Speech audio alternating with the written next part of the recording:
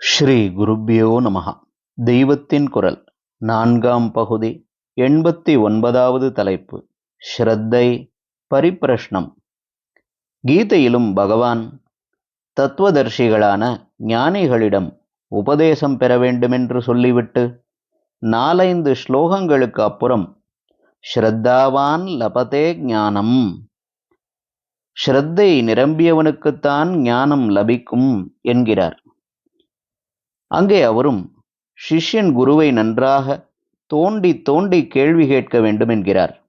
பரிப்பிரஷ்னம் என்ற வார்த்தையை போட்டிருக்கிறார். பிரஷ்னம் என்று மாத்திரம் சொன்னால் கேள்வி கேட்டறிவது என்று அர்த்தம்.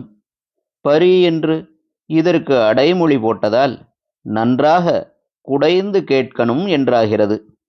இது இந்த நாளில் வாத்தியாருக்கு தெரிகிறதா என்று அவரை குடைந்து பார்த்து அவமானப்படுத்த ஆசைப்படுவது போலல்ல. விஷயத்தை குடைந்து பரிபூர்ணமாக அதை தெரிந்து கொள்ள வேண்டுமென்பதே தாத்பரியம். அதனால்தான் இந்த கால மாணவரின் போக்குக்கு மாறான 2 வார்த்தைகள் பரிப்பிரஷ்னம் என்பதை 2 பக்கமும் அணைத்து கொண்டு வரும்படியாக பகவான் பதப்பிரயோகம் செய்திருக்கிறார். பிரணிபாதம் என்பது பரிப்பிரஷ்னத்துக்கு முந்தி வரும் வார்த்தை. பிரணிபாதம் என்றால் நமஸ்காரம் பண்ணி பணிவோடு இருப்பது. பரிப்பிரஷ்னத்துக்கு பிந்தி சேவா என்ற வார்த்தையை போட்டிருக்கிறார். அதாவது சிஷ்யன் குருவுக்கு பணிவிடை புரியணும். முதலில் பணிய வேண்டும், அப்புறம் அவருக்கு எல்லா பணிவிடையும் செய்ய வேண்டும்.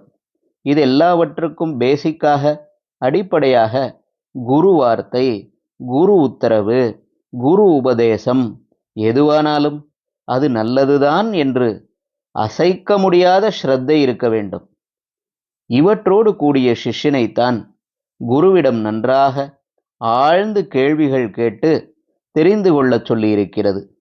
இப்படிப்பட்ட நம்பிக்கைக்கு உரியவராக ஒருத்தர் வாஸ்தவமாகவே இருந்தாக வேண்டும் என்பது தனி மனுஷ்யர் குருகுலம் நடத்தும் போதுதான் யதார்த்தத்தில் நடக்கும்.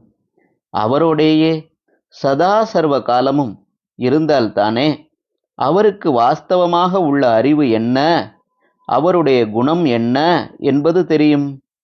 ஸ்தாபன ரீதியில் படிக்கும்போது இதெல்லாம் எப்படி சாத்தியம்? ஏதோ கொஞ்ச நேரம்தான் ஸ்கூல் அல்லது காலேஜ், அதிலேயும் வெவ்வேறே சப்ஜெக்டுக்கு வெவ்வேறே வாத்தியார் என்று இருக்கிற தற்கால அமைப்பில் வாத்தியார் ஏதோ கொஞ்சம் நோட்ஸை உருப்போட்டு விட்டு வந்து ஒப்பித்தே ரொம்பவும் விஷயஞர் மாதிரி காட்டிக்கொண்டு விடுவதற்கு இடம் கொடுத்து போகிறது. தெரிந்த மட்டும் பதில் சொல்கிறேன் என்று உபனிஷத் ரிஷி சொன்னாரே, அந்த உண்மை உள்ளம் அதோடு குருஸ்தானத்தில் இருந்த போதிலும் அவருக்கு இருந்த ஹியூமிலிட்டி, வினய சம்பத் இந்த நாளில் பார்க்க முடியுமா? சிஷ்யன் என்றாலே வினீதன், அவன் வினய ரூபமாக இருக்க வேண்டும் என்பதோடு நிற்காமல் இப்படி குருவும் வினயமாய் இருந்திருக்கிறார். இப்படியெல்லாம் குரு சிஷ்யன் இருவருமே உண்மையோடு எளிமையோடு ஒழுகியதற்கு காரணம், குருகுலம் என்று ஒன்று சேர்ந்து ஒரு அகத்து மனுஷியர்களாக குரு சிஷ்யாள் ஹிருதயம் ஒட்டி உறவோடு வசித்ததுதான். பரஸ்பரம் ஒளிவு மறைவில்லாமல் இருந்திருக்கிறார்கள். அந்த ஹிருதய ஒட்டுறவு ஒரு ஸ்தாபனத்தில் எப்படி வரும்? இந்த பாந்தவியத்தாலேயே குரு மனசை திறந்து காட்டினார். தன் புத்தியையும் திறந்து பாத்திரர்களான சிஷ்யர்களிடம் தனக்கு தெரிந்த சகலத்தையும் கொட்டினார்.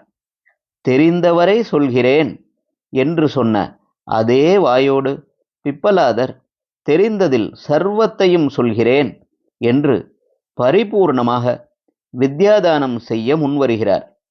சிஷ்யன் தன்னை மிஞ்சிவிடுவானோ என்று பயப்படுவது, சிஷ்யன் எழுதியதையே தன் தீசிஸ் என்று வெளியிடுவது, இப்படியெல்லாம் தற்காலம் கேட்கிறோம். இதெல்லாவற்றுக்கும் மேலே குருகுலத்தின் பாந்தவியத்தில் குரு சிஷ்யனிடம் காட்டிய அன்பும் கரிசனமும் இன்ஸ்டிடியூஷனில் உண்டாகவே முடியாது. ஹரஹர சங்கர, ஜெய ஜெய சங்கர, தெய்வத்தின் குரல் மேலும் ஒலிக்கும்.